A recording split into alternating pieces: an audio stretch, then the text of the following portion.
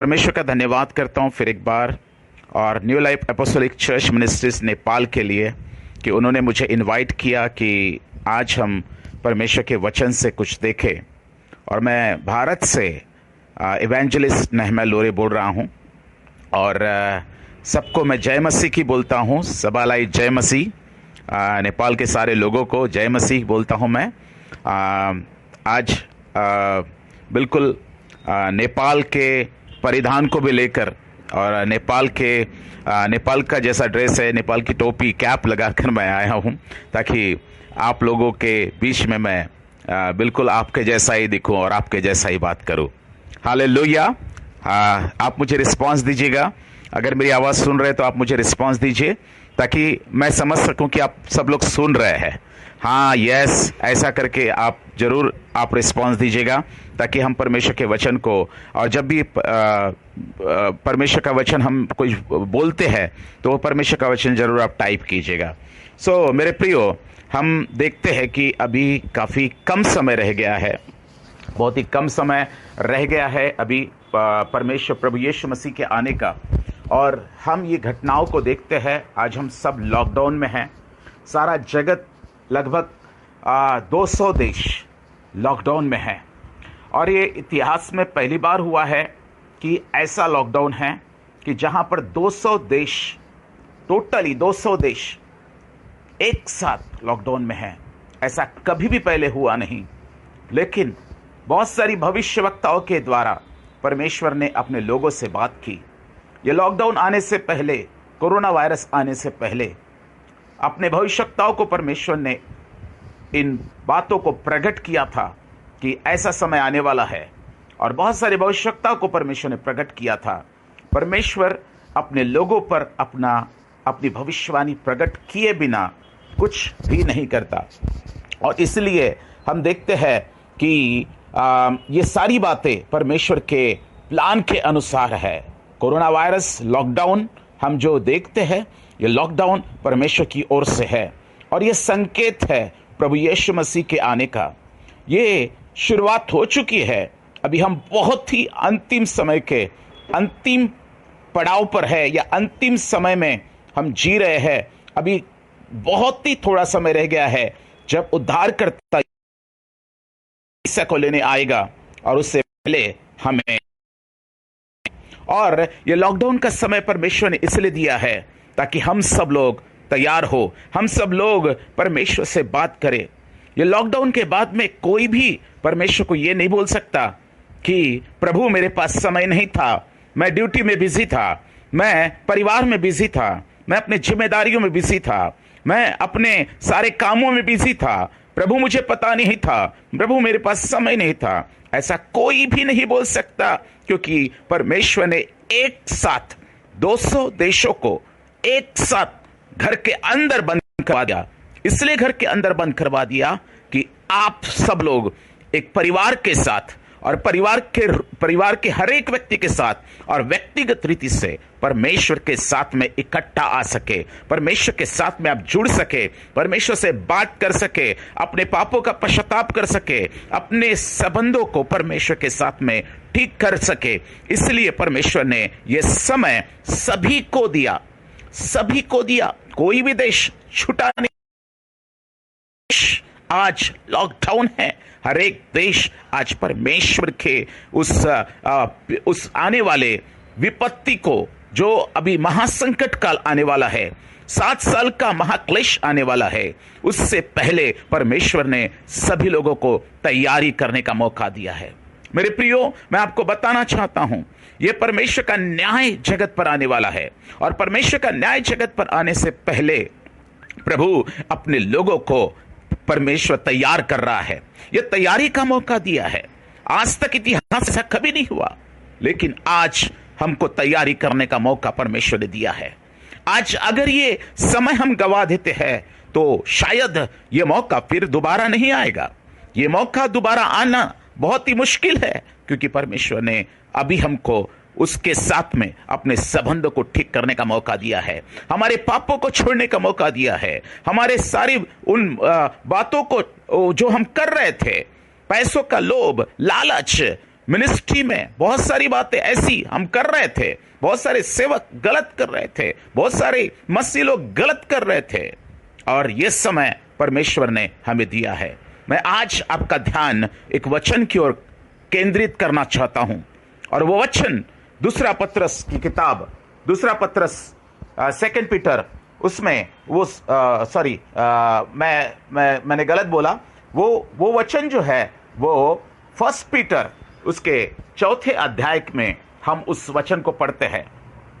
1 Peter में हम 4 अध्याय के 17वें वचन को हम उस वचन को पढ़ते हैं, और उसमें यूं लिखा है, उसमें ऐसा लिखा है, 1 पीटर चैप्टर 4 वर्स 17, वहां पे ऐसा लिखा है, क्योंकि वह समय आ पहुंचा है कि पहले परमेश्वर के लोगों का न्याय किया जाए।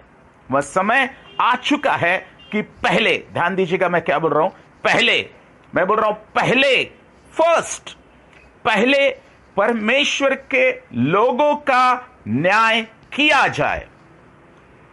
न्याय जब आता है तो परमेश्वर अन्य जातियों पर नहीं लाता न्याय, पहले वो न्याय लाता है अपने लोगों पर, उसके विश्वासियों पर, और उसके लोगों पर पहले न्याय लाता है।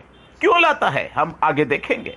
हालेलुया। और यहां पर ऐसा लिखा है, क्योंकि वहां समय आ पहुंचा है कि पहले परमेश्वर के लोगों का न्याय किया जाए, और जबकि न्याय का आरंभ हम ही से होगा, न्याय का आरंभ हम ही से होगा, हम पहले होंगे न्याय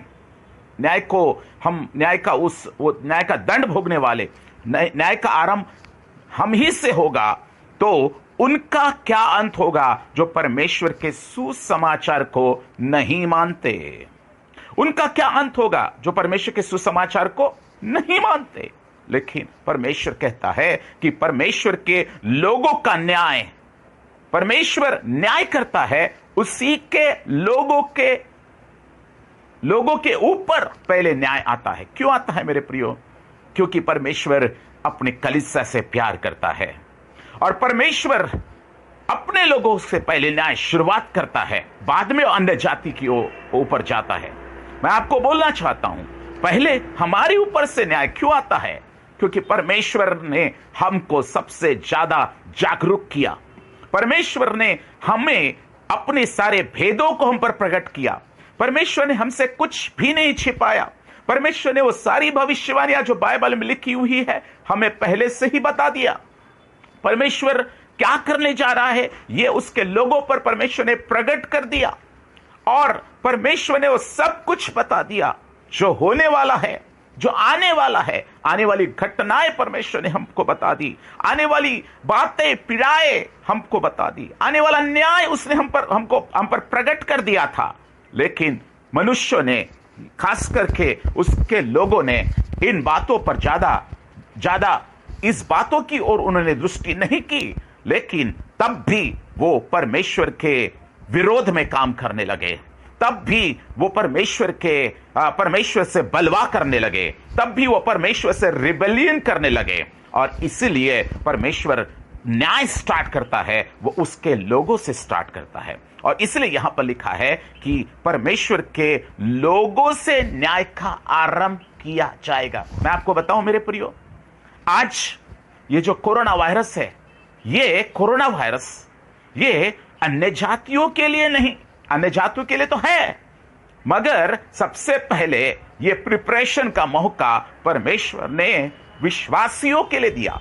पास्टर्स, लीडर, इवेंजलिस्ट, प्रोफेट्स, शिक्षक और उसके विश्वासी, उसकी कलीसिया, इसके लिए यह लॉकडाउन का समय दिया। बाहर के लोग आज इस बातों को अच्छी तरह से समझ रहे हैं कि नहीं समझ रहे, इससे कोई मतलब नहीं। बाहर के लोग इस कोरोना वायरस को एंजॉयमेंट ले रहे होंगे, या फिर अच्छे अच्छे पकवान बना के खा रहे होंगे, या फिर जो कुछ भी वो कर रहे होंगे उनको पता नहीं। लेकिन हमें उसकी गंभीरता पता है, क्योंकि परमेश्वर ने ये जो लॉकडाउन दिया है, ये लॉकडाउन अचानक नहीं दिया। ये लॉकडाउन के लिए परमेश्वर की बहुत बड़ी प्लानिंग है मेरे प्रियो।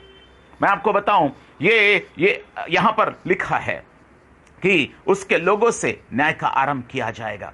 आज ये कोरोना वायरस हमारे लिए चेतावनी है, और हमको तैयार करने के लिए परमेश्वर ने यह दिया है। कोरोना वायरस मेरे प्रियो, ये आज हमको तैयार कर रहा है। मैं आपको बताऊं क्यों न्याय आया। न्याय आता है मनुष्य के पाप के कारण, न्याय आता है मनुष्य के घमंड के कारण, गर्व के कारण। परमेश्वर का न्याय मनुष्य के ऊपर आता है, खास करके उसके लोगों पर न्याय इसलिए आता है क्योंकि वो अपने मन को फिराना नहीं चाहते, वो पश्चाताप नहीं करना चाहते। इसलिए परमेश्वर पहले न्याय उसी के लोगों से स्टार्ट करता है और आज ये न्याय शुरू हो चुका है और आने वाला समय बहुत ही भयंकर है। मैं आपको बताऊं, इतना भयंकर है कि आप कल्पना भी नहीं कर सकते। आने वाले भविष्य के बारे में प्रकाशित वाक्य की किताब से 6 वचन से 6 अध्याय से हम आने वाली पीड़ाओं को देखते हैं। अभी हम देखेंगे नहीं, लेकिन मैं आपसे बात कर रहा हूं कि आप उन प्रकाशित वाक्य की किताब के 6वें अध्याय को पढ़ना शुरू कीजिए। बहुत सारी पीड़ाएं आने वाली है प्रियो, लेकिन आज हमको ये न्याय हमसे स्टार्ट किया है। इसलिए स्टार्ट किया है कि हम परमेश्वर के साथ में अपना रिश्ता अच्छी तरह से जोड़ सके, हम अपने पापों का पश्चाताप कर सके, हमारा ध्यान जो संसार की ओर, संसार की चीजों की ओर और बहुत सारी बातें करने की ओर हमारा ध्यान जो बढ़ गया है, ये ध्यान हम अपने परमेश्वर की और केंद्रित कर सके, हमारे परमेश्वर की ओर हमारा ध्यान, हमारा मन फेर सके। इसलिए परमेश्वर ने ये लॉकडाउन का समय दिया है। आज हर एक व्यक्ति ने पश्चाताप करना है।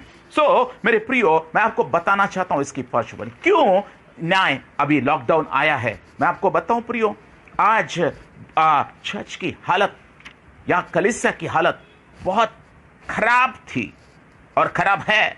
आज हमको तैयारी करना है। मैं आपको बताना चाहता हूं, न्यूयॉर्क में बहुत सारे मसीही लोग करप्ट हो चुके। मैं आपको बताऊं, बहुत सारे लोग वहां पर गलत शिक्षा में और संसार की शिक्षा में, शैतानिक शिक्षा में चले गए और उन्होंने बहुत सारे विचक्राफ्ट और जादू टोना और चर्च में व्यर्थ बातें करना शुरू कर दिया। मैं आपको बताऊं प्रियो, एबॉर्शंस सबसे ज्यादा बहुत सारे देशों में किए गए, लेकिन सबसे ज्यादा अमेरिका में एबॉर्शंस सबसे ज्यादा किए गए। और जो अबॉर्शन किए गए, जो बच्चों का खून बहाया गया, वो खून परमेश्वर की ओर चिल्ला कर दोहाई दे रहा था कि प्रभु हमारा न्याय कब तू करेगा। और परमेश्वर जानता है कि न्यूयॉर्क में सबसे ज्यादा अबॉर्शंस हुए। वहां पर कुछ चर्चेस ऐसे होने लगे, कुछ कलीसियाएं, कुछ पास्टर्स ऐसे बोलने लगे, आप आओ और कुछ भी करो, आप आओ हमारे पास में, हम आपके लिए अलग अलग प्रकार से चर्च में आओ, हम टैटू निकाल के देंगे। ऐसे भी कुछ कलीसियाएं वहां पर थी, टैटू निकाल के देंगे, प्रलोभन दे रहे थे, लोभ दे रहे थे लोगों को, उनको आकर्षित करने के लिए, अपने कलीसियाओं में खींचने के लिए। हम टैटू बना के देंगे, हम क्या करेंगे, हम पोर्नोग्राफी दिखाएंगे। यहां तक कि कलीसिया भ्रष्ट हो चुकी थी वहां पर भी। और इसी कारण अमेरिका सबसे ज्यादा वहां पर सबसे ज्यादा मौत वहां पर हो रही है प्रियो। ये बहुत ही दर्दनाक है, लेकिन परमेश्वर किसी को मारना नहीं चाहता, परमेश्वर दया करता है। लेकिन मेरे प्रियो, जब बार बार बाद भी अगर एक व्यक्ति नहीं मानता तो उसके ऊपर न्याय आता ही है प्रियो। परमेश्वर किसी को भी नहीं मारना चाहता। परमेश्वर तो दया का सागर है, परमेश्वर दयालु है, लेकिन न्याय आने के लिए मनुष्य ही जिम्मेदार है। परमेश्वर किसी को नहीं मारता, लेकिन मनुष्य खुद अपने पापों से मरता है, मनुष्य खुद अपने गलतियों से मरता है, मनुष्य खुद अपने घमंड से मरता है, मनुष्य खुद अपने ठीठपन से मरता है। और यही बात थी कि वहां पर पोर्नोग्राफी दिखाने के लिए आकर्षित कर रहे थे, वहां पर बोल रहे थे, आओ हम आपको शराब भी पिलाएंगे, कलीसिया में आओ हम आपको शराब भी पिलाएंगे। ऐसे भी कुछ पास्टर्स थे वहां पर। मेरे प्रियो, एबॉर्शंस रेट सबसे ज्यादा थे अमेरिका में। और हम जानते हैं इटली में, स्पेन में क्या क्या हुआ, स्पेन में क्या हुआ। स्पेन में चर्च के अंदर में मूर्ति की स्थापना की गई थी। चर्च के अंदर में गणपति की मूर्त को बिठाया गया था। यह भी पाप स्पेन के अंदर में हुआ था। वो वीडियोस मेरे पास में हैं, मैं आपको वो लिंक भी फॉरवर्ड कर सकता हूं। चलो छोड़ो वो सारी बातें, ये मैं बता रहा हूं, ये सारी पाप, विचक्राफ्ट सबसे ज्यादा अमेरिका में, सबसे ज्यादा विचक्राफ्ट ब्राजील में, नशेड़ीपन का दुष्टात्मा, नशा करना कॉमन हो गया वहां पर, और मसीहत पूरी तरह से मारी गई। मसीहत पूरी तरह से क्या हो गई, खत्म सी हो गई। और इसलिए यूरोपियन कंट्रीज में बहुत ज्यादा परमेश्वर का दंड आया है। आज मैं आपको बताना चाहता हूं प्रियो कि इटली में हम देखते हैं कि इटली में गे पार्टी मनाई गई।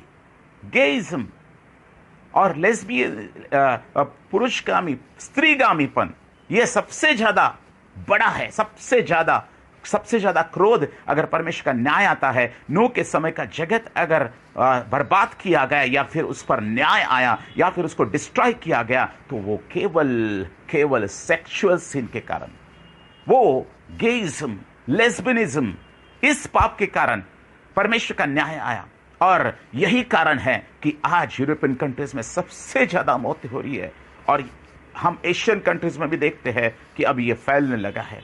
मेरे प्रियो, मैं आपको बताना चाहता हूं, परमेश्वर चेतावनी दे रहा है, मन फिराओ क्योंकि स्वर्ग का राज निकट आ गया है।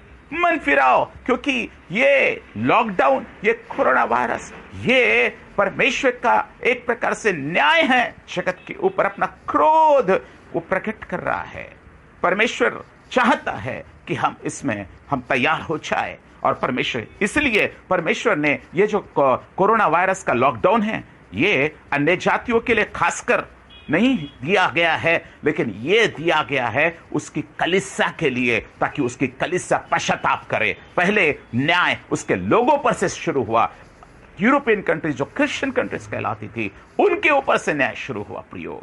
और हम जानते हैं कि आज हम इन बातों से सीख सकते हैं कि हमें क्या नहीं करना है और क्या करना है। परमेश्वर का वचन हमें चेतावनी देता है, और इसलिए हमें इन बातों को समझने की जरूरत है प्रियो। मैं एक वचन फिर से एक बार पढ़ता हूं।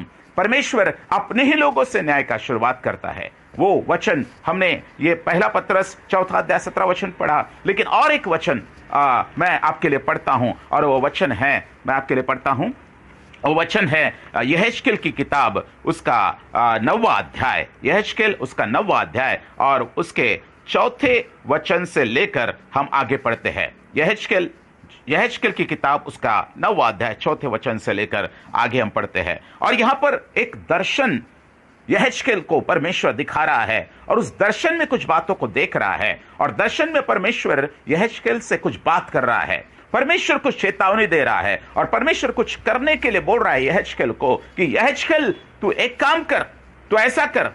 तीसरे वचन से हम पढ़ते हैं 9वें अध्याय के तीसरे वचन से, यहेजकेल की किताब उसका 9वां अध्याय 3रा वचन। यहां पर हम पढ़ते हैं, तब इस्राएल के परमेश्वर का तेज करूबों पर से, जिनके ऊपर वह रहा करता था, भवन की डेवड़ी पर उठाया था, और उसने उस सन के वस्त्र पहने हुए पुरुष को, जो कमर में दवात बांधे हुए था, पुकारा। और यहोवा ने उससे कहा, इस यरूशलेम नगर के भीतर इधर उधर जाकर जितने मनुष्य उन सब घृणित कामों के कारण जो उसमें किए जाते हैं सांस भरते और दुख के मारे चिल्लाते हैं, उनके माथों पर चिन्ह लगा दे। तब उसने मेरे देखते हुए दूसरों से कहा, नगर में उनके पीछे पीछे चलकर मारते जाओ, किसी पर दया न करना और न कोमलता से काम करना।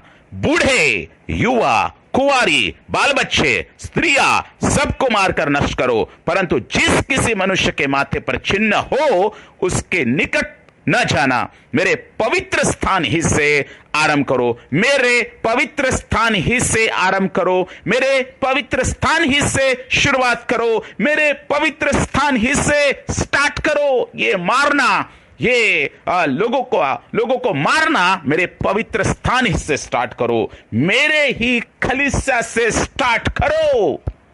परमेश्वर चेतावनी दे रहा है, मेरे पवित्र स्थान से शुरुआत करो। अतः उन्होंने उन पुरनियों से आरंभ किया जो भवन के सामने थे। मेरे प्रियो, यहां पर परमेश्वर अपने लोगों को, यहेजकेल को यह दर्शन दिखा रहा है कि चौथे वचन को हम पढ़ते हैं कि यहोवा ने उनसे कहा, इस यरूशलेम नगर के भीतर इधर उधर जाकर जितने मनुष्य उन सब घृणित कामों के कारण जो उनमें किए जाते हैं, सांसें भरते हैं और दुख के मारे चिल्लाते हैं, उनके माथों पर चिन्ह लगा दे। आज उन लोगों पर चिन्ह लगा, यहेजकेल को बोल रहा है, जो लोग पापों के कारण, जो मनुष्य पाप कर रहे हैं उसके कारण दुखित है, उनके ऊपर चिन्ह लगा, उनके ऊपर स्टैंप लगा। क्योंकि ऐसे लोग मैं अलग करना चाहता हूं जो पाप जो हो रहे हैं उसके लिए रो रहे हैं, उसके लिए पश्चाताप कर रहे हैं, उसके लिए उसको देखकर बहुत ज्यादा चिंतित हो रहे हैं। ऐसे लोग जो पापों से दूर रह रहे हैं, ऐसे लोगों पर पहले स्टैंप लगा, क्योंकि ऐसे लोगों को मैं बचाना चाहता हूं। ऐसे लोगों को मैं विपत्ति में नहीं पड़ने देना चाहता। ऐसे लोगों पर मैं न्याय नहीं चाहता जो लोग पाप के कारण सांसें भर रहे हैं, दुख के मारे चिल्ला रहे हैं, उनको मैं बचाना चाहता हूं जो पाप से घृणा करते हैं। और परमेश्वर ने बोला कि ऐसे लोग तू चुन ले, ऐसे लोगों पर स्टैंप लगा दे, और ऐसे लोग जिसके ऊपर स्टैंप नहीं होगा, जिसके ऊपर चिन्ह नहीं होगा, उसको मारना शुरू कर, उसको कत्ल करना शुरू कर दे। यह दर्शन है जो यहेजकेल को परमेश्वर ने दिखाया। प्रियो, क्यों दिखाया ये? और तब हम देखते हैं छठे वचन में कि बूढ़े, युवा, कुंवारी, बाल बच्चे, स्त्रियां, सबको मारकर नष्ट करो, सबको मारकर नष्ट करो। प्रियो, परमेश्वर न्याय अपने ही लोगों से शुरू कर रहा है, और परंतु जिस किसी मनुष्य के माथे पर चिन्ह हो उसके निकट भी नहीं जाना। अगर परमेश्वर के चिन्ह, परमेश्वर का स्टैंप, परमेश्वर का पवित्र आत्मा, परमेश्वर का पवित्र आत्मा अगर आपके ऊपर है और आप परमेश्वर के भय में चल रहे हैं, तो परमेश्वर आपके ऊपर स्टैंप मारता है। परमेश्वर आपके ऊपर एक चिन्ह करता है कि आपके ऊपर विपत्ति ना आए, आपके ऊपर न्याय ना आए, और आप न्याय से बचे, और परमेश्वर अपने स्वर्गीय राज्य में आपको सम्मान के साथ में, आपको आदर के साथ में प्रवेश कराए। और परमेश्वर ऐसा ही कर रहा है। प्रियो, मैं आपको बोलूं, तब ये बूढ़े, युवा, कुंवारी, बाल बच्चे सबको मारना शुरू किया, क्योंकि परमेश्वर ने कहा था, मेरे पवित्र स्थान से ही न्याय आरंभ करो, मेरे पवित्र स्थान से न्याय आरंभ करो, मेरे कलीसिया से न्याय आरंभ करो, मेरे लोगों से न्याय आरंभ करो, मेरे लोगों को पहले मारो। न्याय, मेरे प्रियो, पहले हमारे ही लोगों से परमेश्वर ने न्याय की शुरुआत कर दी है। मैं आपको बताऊं, ये जो कोरोना वायरस है, ये कलीसिया के लिए चेतावनी है। ये कलीसिया को परमेश्वर तैयार कर रहा है, कलीसिया को परमेश्वर रेडी कर रहा है कि तू पश्चाताप कर, मन फिरा, उन पापों को छोड़ दे जिसके कारण तू नरक में जा रहा है। बाइबल में बहुत सारी ऐसी बातें दी गई है, खास करके मेरे प्रियो, बहुत सारे गुप्त पाप है जो आज कलीसिया के लोग फंसे हुए हैं।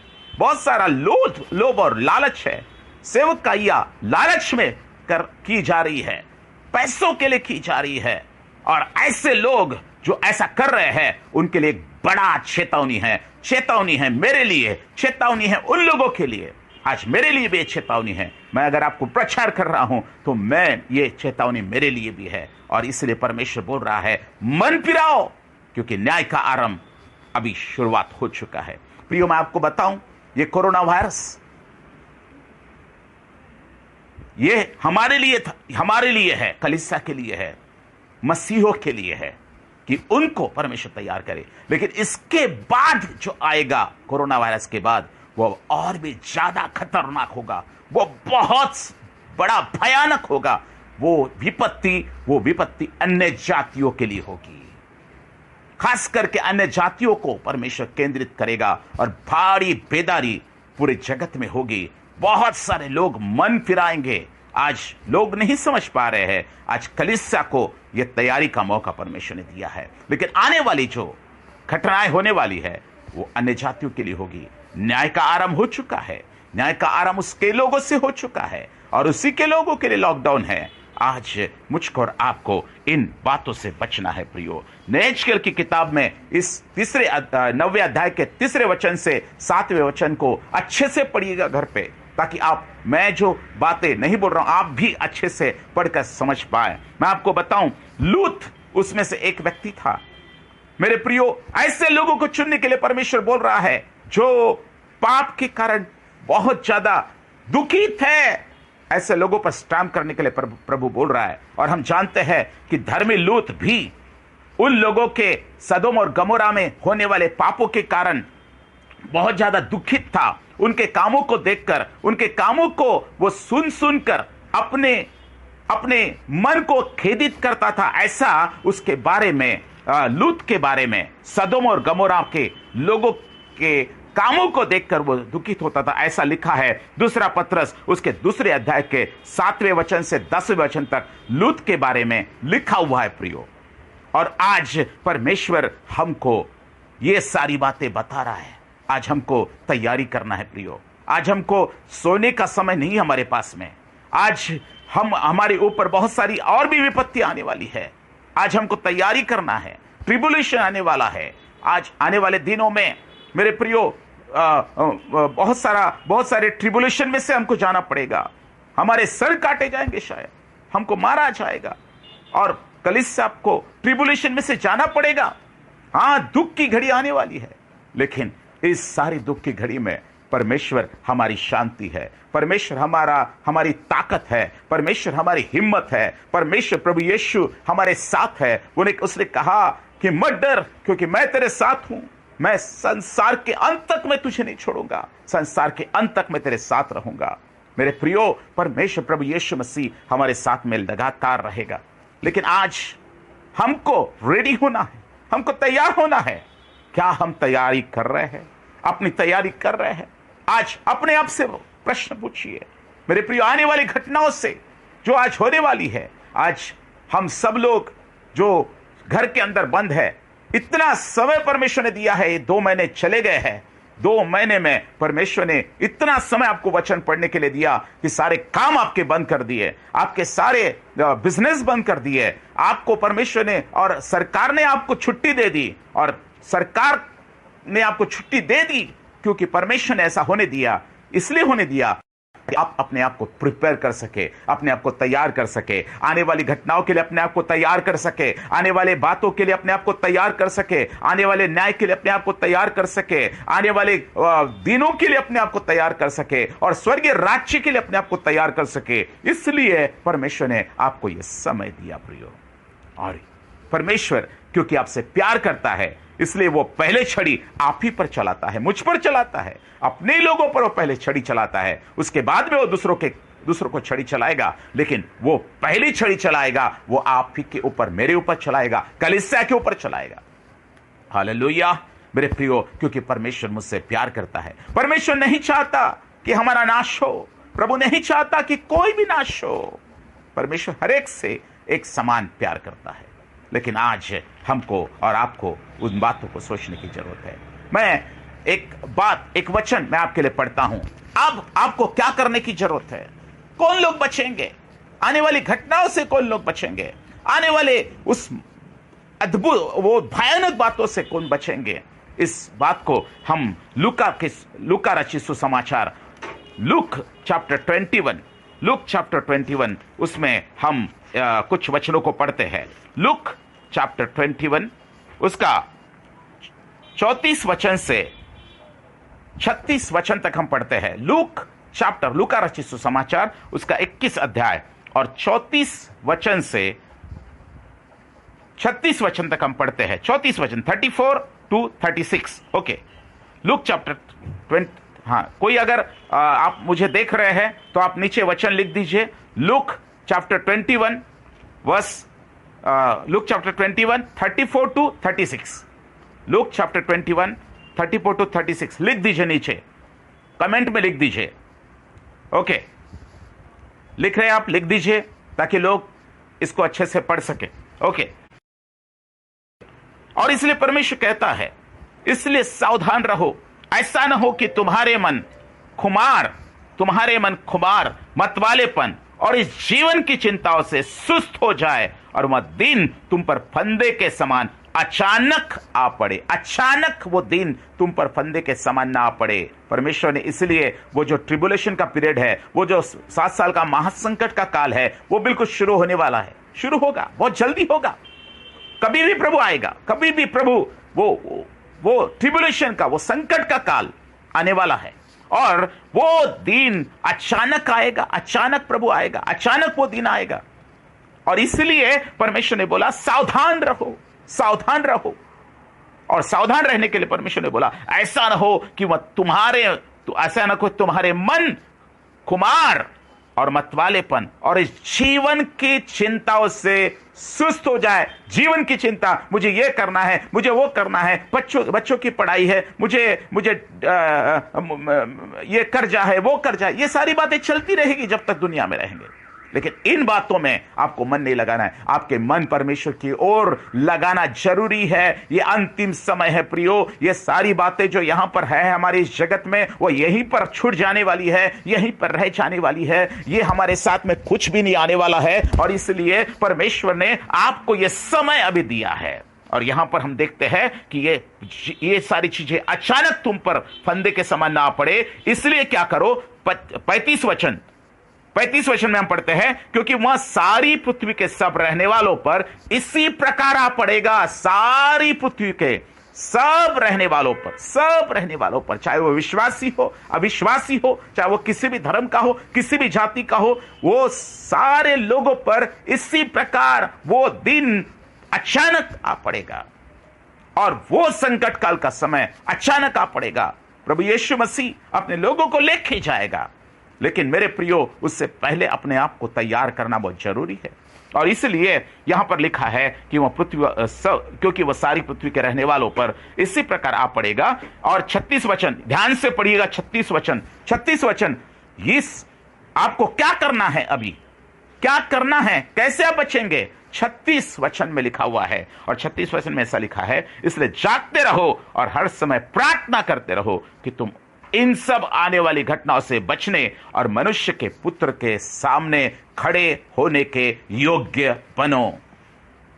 मैं आपको बताऊं प्रियो, यह समय आपको इसलिए दिया है परमेश्वर ने कि तुम जागते रहो, जाग जाओ, नींद में से जाग जाओ। क्योंकि अभी सोने का समय नहीं रहा, अभी जागने का समय रह गया है। अब नींद से जाग उठने की घड़ी आ चुकी है। और इसलिए परमेश्वर ने अभी जगाया है इस विपत्ति के द्वारा, कोरोना वायरस के द्वारा 200 देशों को जगाया है प्रभु ने। 200 देशों के कलीसियाओं को जगाया है प्रभु ने। 200 देशों के विश्वासियों को परमेश्वर ने खलबली मचा दी है, जगाया है, ताकि वो, क्योंकि न्याय परमेश्वर अपने लोगों से स्टार्ट करता है। हालेलुया। और इसलिए मेरे प्रियो, जागते रहो। और क्या लिखा है, और हर समय प्रार्थना करते रहो। हर समय प्रार्थना करते रहो। आपका हृदय परमेश्वर के स्वर्ग से हमेशा अटैच रहे। आपका मन परमेश्वर के स्वर्ग से हमेशा अटैच रहे, हमेशा जुड़ा रहे। आपके विचार, आपके कल्पनाएं हमेशा प्रभु के स्वर्ग से हमेशा अटैच रहे। आपके मन में जो भी विचार आते हैं, परमेश्वर के वचन आपके मन में हमेशा उसके विचार चलते रहे। परमेश्वर के वचन के ऊपर मनन चलता रहे। परमेश्वर के वचन के ऊपर आपका ध्यान केंद्रित होता रहे। आपके मन में हमेशा विचार स्वर्गीय बातों के आते रहे। और इसलिए परमेश्वर बोलता है कि हर समय प्रार्थना की आत्मा में रहो, हर समय प्रार्थना करते रहो, अपनी तैयारी करो। और आप जब तैयार हो जाते हो, आप दूसरों को भी तैयार कर सकते हो। आपकी तैयारी पहले करो, उसके बाद आप दूसरों के लिए भी आशीष बन सकते हो। फिर आप दूसरों को भी बता सकते हो। पहले तुम तैयारी करो, उसके बाद दूसरों को भी आप सिखा सकते हो, बचा सकते हो। प्रियो, आज आपको और मुझको परमेश्वर ने बोला है कि इसलिए जागते रहो और हर समय मैं कहता हूं, हर समय प्रार्थना करते रहो। हालेलुया। प्रार्थना आपको आने वाली घटनाओं से बचा सकती है। प्रार्थना का जीवन आपको आने वाली घटनाओं से बचा सकता है। क्यों लॉकडाउन परमेश्वर ने दिया? क्योंकि सब अपने अपने धंधों में बिजी थे, सब अपने अपने कामों में बिजी थे, सब अपने अपने खेती में बिजी थे, सब अपने अपने पापों में बिजी थे, सब अपने अपने अभिलाषाओं में बिजी थे, सब अपने अपने खाने पीने और बस मस्ती में बिजी थे। और इसलिए परमेश्वर ने बोला, अभी ये समय नहीं है कि तुम इन सब बातों में अपने मन को लगाओ। प्रार्थना करने के लिए परमेश्वर ने समय दिया। और इसलिए परमेश्वर ने यहां पर लिखा कि और हर समय प्रार्थना करते रहो। यह प्रभु यीशु मसीह ने चेतावनी दी, ये प्रभु यीशु मसीह ने अपने लोगों को सावधान किया है, हर समय प्रार्थना करते रहो। प्रभु यीशु मसीह ने चेलों को कहा था, जागते रहो और प्रार्थना करो। यहां पर लिखा प्रभु ने, हर समय प्रार्थना करते रहो, हर समय प्रार्थना की आत्मा में रहो। चलते उठते बैठते सोते प्रार्थना की आत्मा में रहो। चलते उठते बैठते सोते वचन पर मन लगाओ, क्योंकि अगर तुम चलते उठते बैठते सोते अगर वचन पर मन लगाओगे, तभी तुम आने वाली घटनाओं से बच सकते हो। तभी वो ही भय जो परमेश्वर का भय होगा, प्रार्थना करने का मन जो होगा, वचन पढ़ने का जो मन होगा, वही आपको आने वाली घटनाओं से बचाएगा, वही आपको तभी आप तैयार हो सकते हो जब आप प्रार्थना की आत्मा में रहोगे। प्रार्थना करते रहो। और यहां पर लिखा है, हर समय प्रार्थना करते रहो कि तुम इन सब आने वाली घटनाओं से बचने और मनुष्य के पुत्र के सामने खड़े होने के योग्य बनो। मनुष्य के पुत्र के सामने खड़े होने के योग्य तब बन सकते हो जब तुम प्रार्थना करते हो। मनुष्य के पुत्र के सामने खड़े होने के योग्य वही व्यक्ति तैयार होगा जो प्रार्थना करेगा, जो परमेश्वर के साथ में संगति करेगा, जो परमेश्वर के साथ में फेलोशिप करेगा, जो परमेश्वर के संगति में रहेगा। वही व्यक्ति तैयार हो सकता है, उसी व्यक्ति का स्वभाव बदल सकता है, वही व्यक्ति का जीवन बदल सकता है जो परमेश्वर के संगति में रहता है, जो संसार की संगति में रहता है। संसार के विचार उसके अंदर में घुसते हैं, संसार के विचार उसके अंदर में आने लगते हैं। संसार में क्या है? सब अभिलाषा है, आंखों की अभिलाषा, शरीर की अभिलाषा, जीविका का घमंड। अभिलाषाएं काम कर रही है, व्यभिचार काम कर रहा है, हत्याएं काम कर रही है, झूठ काम कर रहा है, फरेब की दुष्ट आत्माएं काम कर रही है। और संसार में क्या है? संसार में सब पापमय विचार लोगों के जीवन में है। ओ वासनात्मक विचार उनके जीवन में है। ओ उनके जीवन में धर्म का अंधापन उनके जीवन में है।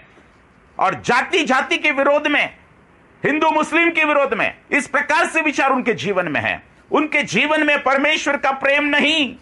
और आज इसलिए जो व्यक्ति संसार के साथ संगति करता है वो परमेश्वर का दुश्मन है, बैरी है, वो एक नंबर का दुश्मन है। अगर एक नंबर का दुश्मन अगर कोई है तो संसार और संसार में रहने वाला व्यक्ति। लेकिन जो परमेश्वर के साथ में रहता है, जो परमेश्वर के संगति में रहता है, वो व्यक्ति परमेश्वर उसको जानता है और परमेश्वर उससे प्यार करता है, क्योंकि उस व्यक्ति ने परमेश्वर के संगति को प्रिय जाना, उस व्यक्ति ने परमेश्वर के उपस्थिति को प्रिय जाना, उस व्यक्ति ने परमेश्वर से बात करने को प्रिय जाना, उस व्यक्ति ने परमेश्वर के स्वर्गीय बातों को प्रिय जाना। उसने अपना मन स्वर्गीय बातों की ओर लगाया। इसलिए वो आने वाली घटनाओं से परमेश्वर उस व्यक्ति को बचाएगा जो व्यक्ति परमेश्वर के साथ में, परमेश्वर की संगति में अपने जीवन को दे रहा है, प्रियो, अपने जीवन को बिता रहा है। आज ये समय है, ये लॉकडाउन, ये कोरोना वायरस, ये अन्य जातियों के लिए, खासकर अन्य जातियों पर इसका ज्यादा प्रभाव नहीं पड़ रहा है, क्योंकि उनका समय कुछ लोगों पर प्रभाव पड़ रहा है। लेकिन ये खासकर कोरोना वायरस, ये न्याय का आरंभ उसके अपने लोगों पर हुआ है, उसके अपने देशों के ऊपर हुआ है, मसीह जगत के ऊपर हुआ है। और ये लॉकडाउन आपके लिए और मेरे लिए तैयारी का समय है, ताकि हम प्रार्थना में अपने जीवन को बिताए और हर समय प्रार्थना की आत्मा में रहे और उन पापों को छोड़े, क्योंकि परमेश्वर ने कहा मन फिराओ, क्योंकि स्वर्ग का राज्य निकट आ गया है। मन फिराओ, अपने मन को मोड़ो, अपने विचारों को मोड़ो, अपने मन को फिराओ जगत के विचारों की ओर से। अपने मन को पूरी तरह से उन बातों को छोड़ दो जो तुम कर रहे हो। हालेलुया। मेरे प्रियो, आज बहुत सारी बातें आपसे मैं कर सकता हूं, लेकिन मैं चाहता हूं कि इन बातों को जो आज हमने सीखी है कि न्याय का आरंभ मैं फिर एक बार उसी वचन को पढ़ता हूं और मैं हम इस संदेश को खत्म करेंगे। मैं चाहता हूं कि आप इन वचनों को घर में भी अच्छे से पढ़े और अपने आप को तैयार करें। मेरे प्रियो, हमने पढ़ा था, हमने आज यही देखा कि न्याय का आरंभ परमेश्वर ने उसी के लोगों के ऊपर से किया है। हाँ, हमने पहले स्टार्ट किया था इसी वचन से कि पहला पत्रस उसके 4 अध्याय के 17 वचन से, क्योंकि वहां समय आ पहुंचा है कि परमेश्वर के लोगों का न्याय किया जाए, और जबकि न्याय का आरंभ हम ही से शुरू होगा तो उनका क्या अंत होगा जो परमेश्वर के सुसमाचार को नहीं मानते। प्रियो, आज इस समय है कि आप सब लोग परमेश्वर के साथ जुड़ जाए, उन पापों को छोड़े। वो पाप आपको परमेश्वर से दूर लेके जाएंगे, उड़ने नहीं देंगे स्वर्गीय राज्य में। वो पाप आपको खींचेंगे अपनी ओर। वो पाप जो धरती पर के पाप है, ये धरती के ऊपर आपको खींचेंगे प्रियो। ये आपको उड़ने नहीं देंगे, ये आपको स्वर्ग के राज्य में जाने नहीं देंगे। और इसलिए आप पापों को छोड़ना, मन फिराओ, क्योंकि स्वर्ग का राज्य निकट आ गया है।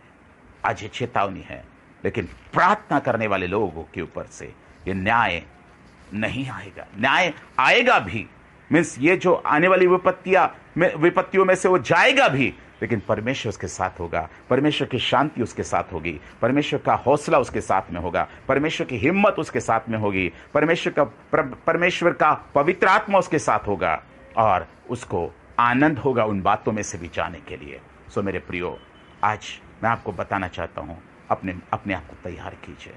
मेरे पास बहुत सारी है बातें बताने के लिए, लेकिन इतना समय मेरे पास नहीं है कि आप पूरा 1-1.5 घंटा 2 घंटा मैं आपके लिए ऑनलाइन रहूं।